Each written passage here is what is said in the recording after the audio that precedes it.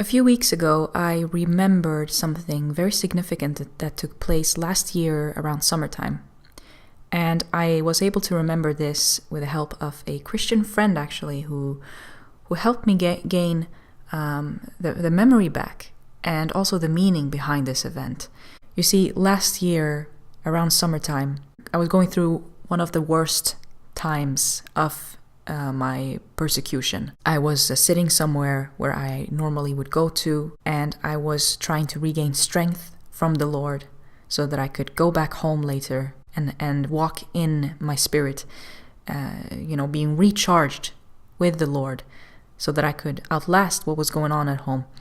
So I was having one of those really bad days where I would be discouraged. I would feel hopeless. I would feel like there was no end to this suffering, that there was no way out of this. And when I had that day, something very strange happened. First of all, before I tell you what happened, those few weeks prior to having this day, this really bad day of discouragement, I had made sure that I put on the whole armor of God every single day as I went out, as I left home and I sat somewhere else. So I had kept God very close to me that period. I had prayed to Him a lot. I had walked in Him, made sure that He was constantly with me. But this particular day, I was very discouraged. So what happened was that I took a snack break. I was hungry. I wanted to go eat something. And I was in a very central area. So the place was very crowded of people, and there were many buses and, a lot of people where I was. And I was going to cross the street and walk towards the place where I could buy something to eat. And as I stood there, waiting to cross the street, a man came up to me. And this man walked to me specifically. It was lots of people around us, but he came up to me. And he asked me if I could walk him to the hospital, an emergency hospital very close nearby. And I thought this was very strange because, clearly this man can walk and he can talk and everything seems normal. Why would he need me to walk him over there? But then I looked at him and I saw that his eyes were white. He could not see. So he needed help to cross the street and whatnot. And at first I was scared. How can I know for sure? How can I trust this man not to hurt me? But then I thought, well, I'm in the middle of a public place and he does look ill. And the hospital is very nearby. So I just took the chance and I said, yes, of course I could do that. So he held on to me and I walked him over, across the street. And I walked him to the entrance. And as we were walking all the way there, he told me that somebody had abused him. That's why his eyes looked that way. That's why he was partially blind. But he was all right. He was going to be okay. And then he asked me what I was up to. What was I doing here? And I told him, I'm just sitting in a building nearby. And he told me, well, what's going on? And I told him, I'm trying to study, but it's not going very well because I'm going through a lot of things at home. He spoke to me and said, well, try and remember that you are not alone in your suffering. There are many that are suffering with you right now. And when he said this, I gained a sudden comfort. So I answered him and said, I am a bit ashamed to have shared my difficulties with you. I mean, you clearly are going through something that's probably more difficult than what I'm going through. And he told me, you can't compare these things. We're all suffering. Again, he moved me in the way he said that. And surprisingly enough, this man spoke in just perfect language, fluent language of the country where I'm from. It sounded old-fashioned. It sounded like he was from another generation. So we kept walking, and I walked him to the entrance of the emergency hospital. When we went in there and there was a reception, there was a woman in the reception, and she asked this man for his ID. So at first, when he walked up to the woman at the reception, he told her who he needed to meet. And she answered with, well, can I have your ID? And when she asked him, can I have your ID? The strangest thing occurred. He would turn his head and he would stare at me.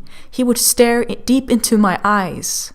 This man who was partially blind stared into my eyes. And I was caught, just completely shocked by what was going on. And he would stare in my eyes for 4 or 5 seconds. As she was waiting for his ID. And I thought to myself, what is he waiting for? Does he think that I'm going to show my ID? What's going on? And then he turned back towards her and he asked her again, that he demanded to meet this person. He asked with respect. He asked with a normal, respectful tone. She told him, well, then, you can go over there and you can wait, sir. So I told him, you know what, I gotta go.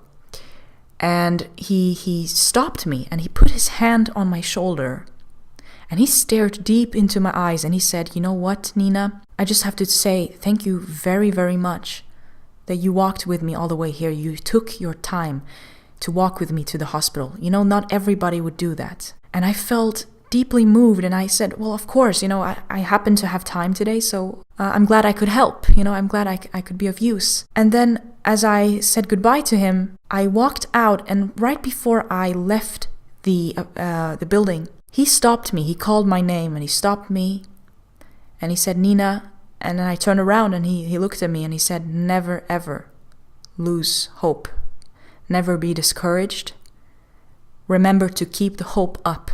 And when he said this, I felt so moved. As soon as he said this and I saw him, how he looked at me, there was something very strange that took place within me, spiritually. I felt just tears wanting to come up and overflow. I did everything in my power to hide the tears under my sunglasses that day when I was buying food before I returned back to the building again. And when I sat there in the building, I just cried. I cried and I cried for a very long time. I felt so moved. I felt everything. I felt humbled. I felt cleansed. I felt at peace. I felt ashamed. How could I have not remembered to not lose hope? How could I not have remembered that there are people suffering with me? These are the thoughts that kept going on and on through my head. Here was a man. He was partially blind. So I was so overwhelmed by this. And it just never left me. After this incident, I regained my hope, I regained my courage. I had him in my memory, but it wasn't until recently where I actually understood what took place that day. Because when I talked to my Christian friend recently, and I told my friend about this story, this friend would answer me and say, with so much joy, this person would tell me, well, how can you not know that this was sent from God? And I told my friend, I said, what do you mean sent from God? And my friend said, this person, if you have read the Bible, if you've read how the Bible explains different events taking place where angels visit people, you would understand that this man was an angel. He was an angel. He was pretending to be blind. That's why he spoke in a very strange fashion. He had a strange language, a very old-fashioned language. He was an angel. The way he spoke to your soul, the way he moved you, and he got you to open up to him, be vulnerable, and spill out all of your worries and of your fears to him when you didn't know him.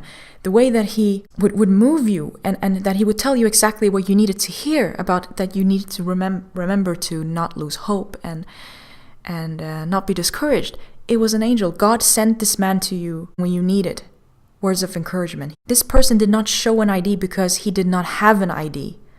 He was an angel. He didn't have one. That's why he looked at you. He looked at you so that you would realize that he was an angel, so that you would realize that this is not a person from this world. That's why he would look in your eyes. Why else would that person have looked at me for so long when they asked them for an ID? Just the entire thing made perfect sense to me. And to this day now, I am convinced 100% in my heart that was an angel that God sent me to keep me strong right before I was freed from that oppression.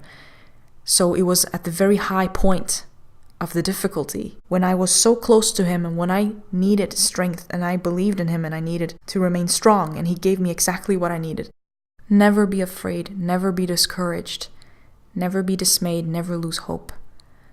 Because God is with you, because he is with you wherever you go, and whenever, wherever, however, he is with you. He is always there when you reach out to him. It's a commandment. We are to not be afraid. We are to not be discouraged. It's not a, don't dwell in your fear. It's a don't be. Don't even get there. Don't even allow it to happen. You can control it. You can control these feelings. It's a lie. The way the world teaches us that we can't control our thoughts and feelings. It's a lie. We can control these things. It is in our power, and God has told us that, and when we believe it, it happens. God bless you all. I'm so grateful for everything that has come out of this channel. Thank you all, every single one of you, for your encouragement, for your support and your prayers. I love you all, and I'll see you guys in the next video. Take care for now.